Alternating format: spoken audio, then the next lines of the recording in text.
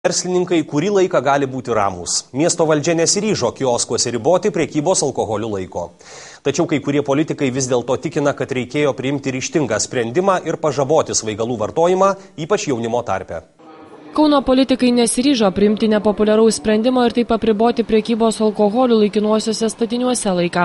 Nors buvo ketinta silpnus alkoholinius gėrimus leisti parduoti tik kelias valandas per dieną, toks siūlymas nesulaukė daugumos tarybos narių palaikymo. Vis tik negalima taip ruošti populistiškai klausimų. Ir kitas momentas tai yra smulkieji verslininkai.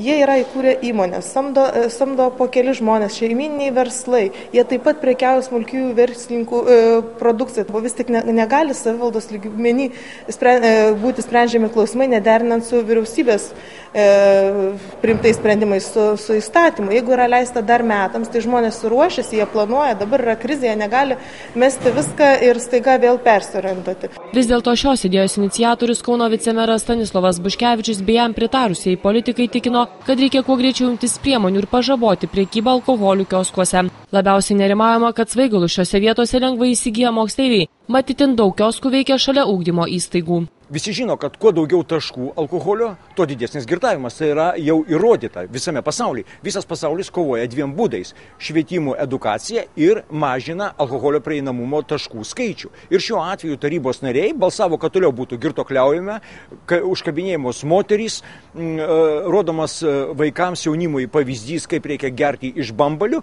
Tai aš nežinau, ką kauniečiai galvoja išsirinkdami tokius tarybos narius. Jei būtų mano valia, tai iš vis būtų uždrausta, nes dabar tokių oficialių pardavimo taškų mieste yra daugiau negu visoje Suomijoje. Kioskai yra taip, kad moksleiviai po pamokų eidami turi visiškai po ranka tos kioskus, kurių tikrai nepajėgi sukontroliuoti policija, jeigu jų yra iš viso 228 mieste, be visų kitų objektų, kurios policija turėtų prižiūrėti.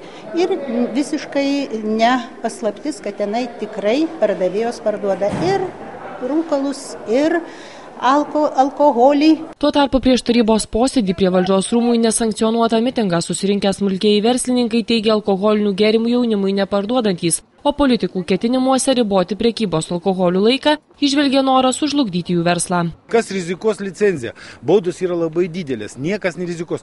Aš neatmetu tokią galimybę, kad klaidų pasitaiko, gali būti toks variantas, sutinku. Čia žmogiškas faktorius negalimas atmestinas, nes yra jaunimas dabar po 17 metų, jis atrodo, kai jam 25. Tai va, tokių variantų negalima atmesti, bet kad tai būtų pastovumas, tikrai ne. Tikrai ne. Čia yra tikra nesąmonė, nes smulkų verslą žlugdo, viskas leidžiama dideliem prekybos centram, net vakar buvo svarstoma Seime, kad pratęsti laiką prekybos iki 12 valandos, o mum palikti kuo trumpesnį laiką.